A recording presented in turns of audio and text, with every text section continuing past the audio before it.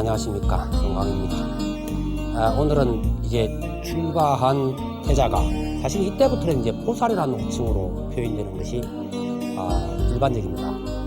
이제 출가를 길행한 포살께서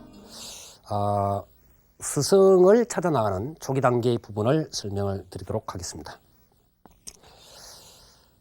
사실 이제 출가를 길행한 이 보살은 그토록 자기가 갈구했던 그 세계이기 때문에 이제 그 누구의 간섭도 받을 필요 없이 숲속에서 머물게 된 것이죠. 혼자 머물게 됐습니다. 찬다카를 돌려보내고. 그래서 이 출가 직후의 모습을 보면은 숲속에 한번 앉아서 계속 일어나지를 않고 한 일주일간 정도를 7일 정도를 머물렀던 것 같아요. 그러니까 먹는 것도 뭐 신경 쓰지 않고 자는 것도 뭐 신경 쓰지 않고 그냥 계속 정진을 했던 모양입니다.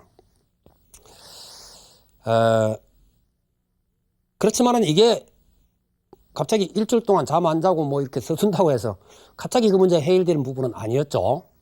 그렇게 쉬운 것 같았으면 궁중에서도 이미 가능했을 겁니다. 근데 잘 안 된단 말이죠. 그러니까 점차 이제 먹지를 못했으니까 몸의 기력은 떨어지죠. 머리는 점차 무거워지죠.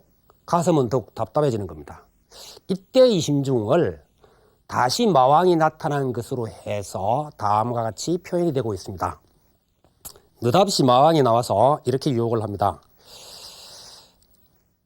태자여, 어서 궁중으로 돌아가는 것이 좋을 것이요. 가서 때를 기다리면 이 세상 모든 것이 그대의 것이 될 것이요. 그렇지만 보살은 이 유혹을 단호히 물리치는 것이죠. 자, 이 부분은 출가한 이 초기 단계의 사람들이 익히 겪는 문제입니다. 출가를 하면은 당장에 무언가 참 결단을 낼 듯이 들이덤비죠. 서두르게 됩니다. 자, 이제 내가 참 어려운 출가를 감행했는데 이게 예수님들께서 말씀하신 깨달음이라는 것, 도라는 거, 이거 뭐 빨리 이게 내가 도달해야 되지 않겠느냐. 이래서 아주 그냥 조급하게 또 잠도 안 자고 뭐 기도를 해도 그냥 하루 종일 목탁을 치고 뭐 이런 식으로 갑니다. 물론 처음에 뭐 행제 생활이라든지 이런 단계에 있어서 자기 마음대로 또 하기도 어려운 것이지만은 어쨌든 뭐 이렇게 그런 기회가 주어진다면은 그렇게 하려고 다 들어가죠. 이걸 이제 흔히 우리 그 절집에서는 말뚝심심이라 그럽니다. 이게 뭐 저 며칠 가지도 않을 게 괜히 서둘러가지고 말이야. 저러다 제가 오히려 제 스스로 물러나지. 이제 이런 걱정들을 많이 하죠, 선배들은.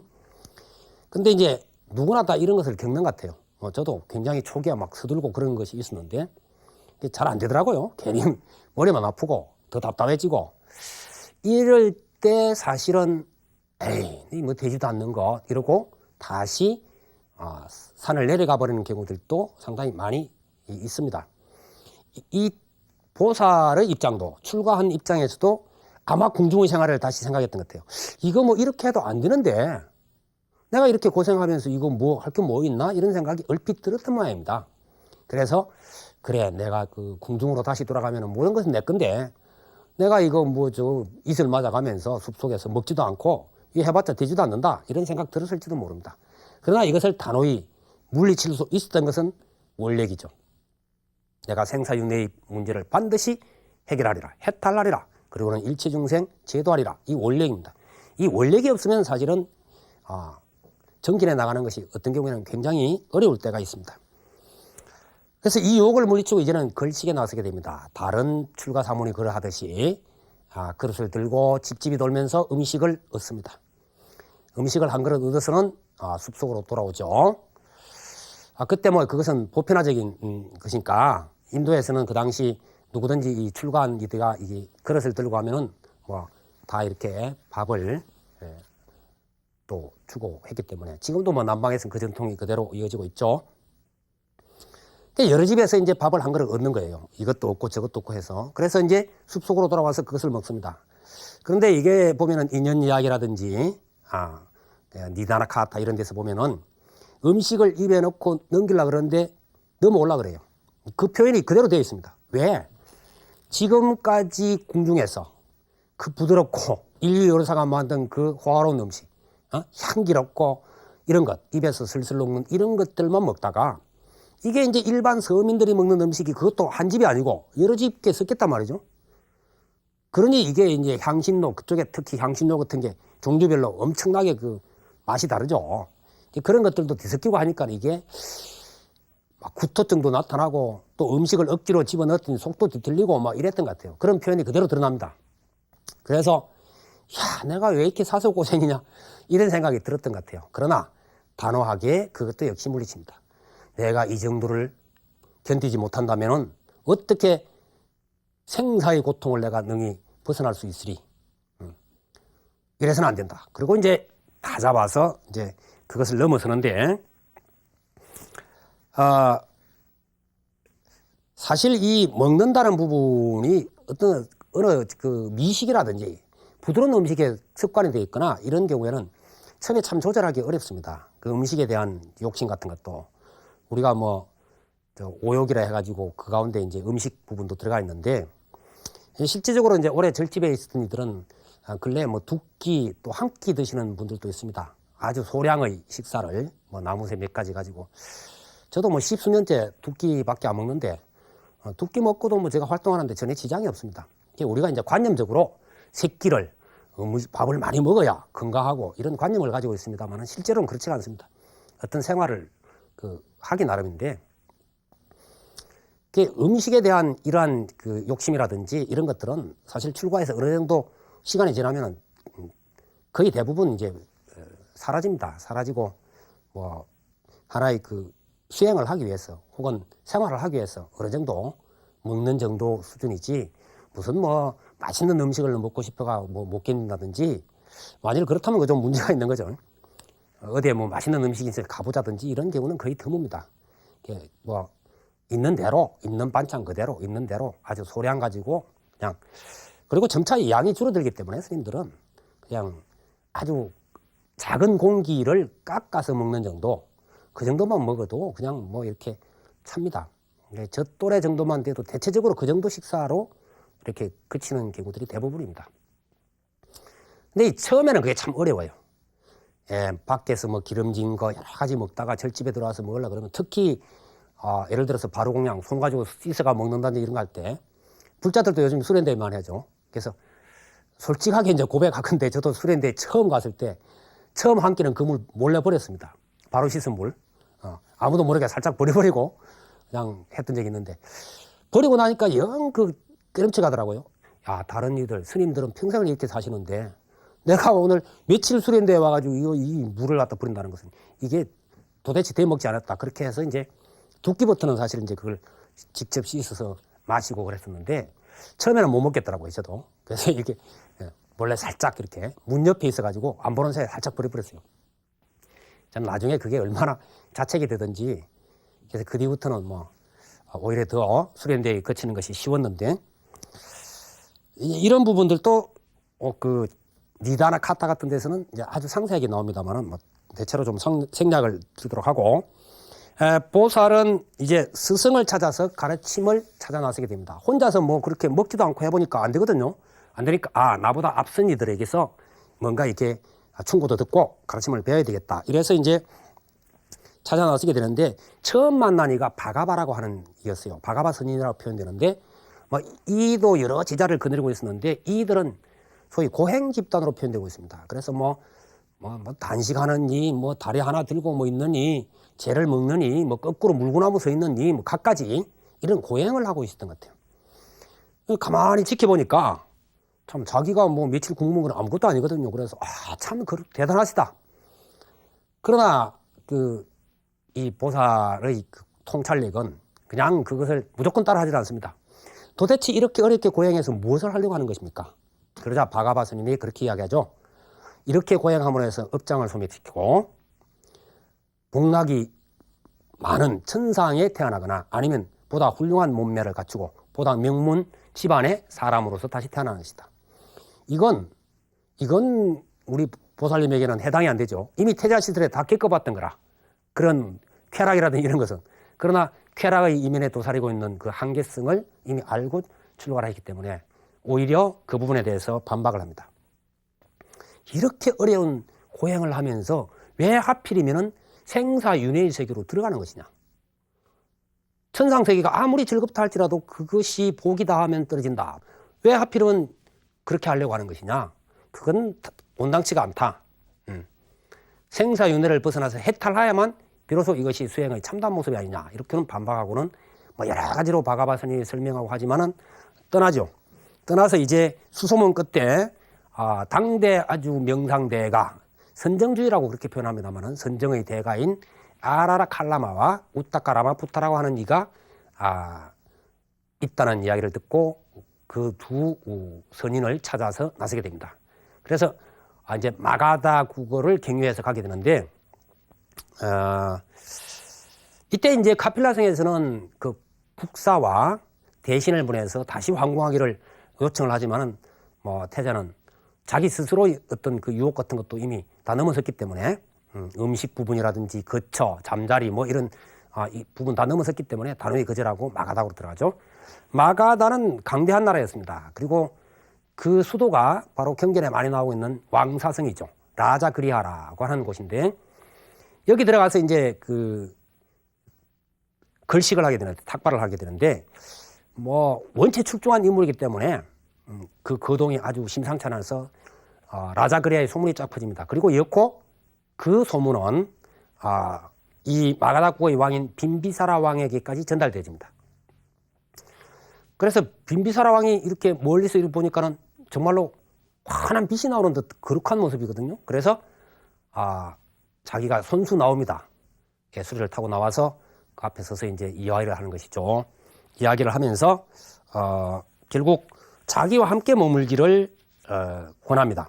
이렇게 이제 이야기하는데 어지신 사문이시여, 내 이제 당신을 보니 한창 젊은 나이로 당신의 두 손은 세간을 다스리고 가르칠 것이며 활락을 즐기기에 어울릴지언정 바루를 들고 밥을 빌어먹기는 적당치 않습니다. 지금 무슨 연유로 왕실을 떠나서 사문의 모습을 하고 있는 것입니까? 당신께서 부왕을 생각하여 부담을 들어두고자 출가했다면, 이야기는 무슨 이야기냐면은 당신이 계속 궁중에 머물고 있으면 나이가 차고 하니까 부왕인 수토다나 왕이 부담스러워 할까 봐서 당신 짐짓 출가해버린 거 아니냐, 이런 이야기를 하고 있는 거죠. 그렇게 해서 출가를 했다면은 나는 당신에게 용락을 누리게 하여주며 만약에 나를 돕겠다고 한다면 내 마땅히 이 마가다를 양분해서 절반을 그대가 통치하게끔 하겠다. 또 다른 나라를 원한다면은 내 능히 군대를 몰아서 그 나라를 쳐부숴서 그 나라를 그대에게 주겠노라. 그러니 나와 함께 이곳에 머뭅시다. 이렇게 이제 요청을 합니다. 이것은 뭐 일반적으로 여러 경전에서 나오는 부분입니다. 그렇지만 이 이야기를 들은 보살께서는 이걸 담담하게 그냥 웃으면서 이걸 거절을 하는 거죠. 나는 이제 이미 나에게 주어진 전륜승왕의 자리도 버리고 출가를 했는데 뭐 새삼 무슨 일로 왕의 나라를 받겠습니까? 그리고 내가 그 부질없음을 이미 알고 모든 것을 버리고 출가했거늘 왜 다른 나라를 무력으로 쳐부숴가면서까지 내가 그 나라 왕을 할 이유가 있겠습니까? 그러니 왕이시여, 그런 생각은 거두시오. 5가지의 욕망은 마치 타오르는 불더미와 같은 것이어서 모든 중생들을 불사르고 고통 속에 몰아넣게 하거늘 어찌하여 내게 용락을 권하는 것입니까? 내 이제 나라의 왕위를 버리고 부모를 떠나서 사물이 된 까닭은 모든 중생의 늙고 병들어 죽어가는 고통을 구제하기 위해서일 뿐 용락을 구하기 위한 것이 결코 아닙니다. 내 이제 여기에 온 까닭은 두 선인이 있어서 해탈을 구하는 어떤가는 길잡이라 하기에 그들을 찾아서 해탈의 도를 구하기 위해서 왔을 뿐 여기에 오래 머물지는 않을 것입니다. 빈비사라 왕이 이런저런 이야기로 권유를 해보지만은 뜻이 원체 단호하기 때문에 이 정도의 뜻을 가진 분이라면 반드시 우리가 기대했던 바로 부처님이 되시겠구나, 성불을 하시겠구나, 이렇게 이제 거의 확신을 하게 됩니다. 그래서 떠나는 길에 부탁을 하죠. 그러시다면 고타마 사문이시여 그대는 반드시 무상 정등 정각을 정득하여 성불을 하시게 될 것입니다. 원컨대 당신이 도를 이루실 때 제게 먼저 가르침을 주소서. 당신의 제자가 되겠나이다. 보살도 이 빈비사라 왕의 그 마음이 진실한 것을 알고 허락을 하게 됩니다. 근데 사실 이 빈비사라 왕은 그 나중에 부처님을 아주 모시기 위해서 갖가지로 노력을 하는 그러한 절대적인 신봉자가 됩니다. 신자가 됩니다. 그래서 이제 이 빈비사라 왕에 의해서 사실은 부처님께서 여러 가지 어려운 여건들이 뭐 그 어렵다 하는 것은 뭐 부처님께서 그렇게 생각하시건 안 하시건 간에 예를 들어서 뭐 비가 계속 오는데 머물 곳이 없다든지 동굴 속에 머물러 하니까 제자들이 많아져서 뭐 불가능하다든지 하는 부분들 이런 것들이 이 빈비사라 왕에 의해서 나중에 해결되는 부분들이 상당히 많이 있게 됩니다. 이러한 어떤 언약 같은 게 주어지는데 자 여기에서 우리는 출가를 한 이 보살님의 앞에 여러 가지 유혹이 끊이지 않았다는 것을 알 수가 있습니다. 자, 이 부분은 오늘날로 돌이켜서 생각해 볼 때 이런 이야기가 있습니다. 도고마성이라. 무슨 얘기냐? 수행력이 깊어지면 깊어질수록 그것을 방해하는 요인들도 더욱 더 커진다 하는 것입니다. 처음에는 출가 초기에 뭐 내 수행력이 별로 없을 때는 별로 뭐 이런 그런 유혹이라든지 장애할 요인이 별로 그렇게 크지가 않은데 어느 정도 뭐 절집에서 어떤 위치도 갖추게 되고 수행도 좀 깊어진다 싶으면은 뭐 여기저기서 여러 가지로 그런 요인들이 많이 생긴다는 이야기가 되겠죠. 그래서 가면 갈수록 정직력을 더하지 않으면 어렵다는 것인데 사실 이제 우리가 출가를 결행했을 때 바로 어느 정도 시간이 지났을 때 이와 같은 장애 요인들에 의해서 출가의 길을 수행의 길을 중도에서 포기하는 경우가 비일비재한 겁니다. 이거는 뭐 그래서 우리 절집 이야기로는 나이 그 50이 돼도 알 수가 없다 이런 이야기가 있습니다. 그만큼 어떤 요인에 의해서 언제 산을 내려가 버릴지 그건 알 수가 없다 하는 이야기인데 그건 뭐 누구에나 똑같이 적용되는 부분일 겁니다. 그래서 오늘날 이 출가자의 모습을 하고 있는 우리들은 바로 이런 부분에 대해서 다시 한번 심각하게 생각하고 재인식할 필요성이 있지 않느냐 이렇게 이제 생각이 되어집니다. 다음 시간에는 바로 이제 두 스님을 만나는 대목부터 풀어가도록 하겠습니다. 여러분 성불하십시오.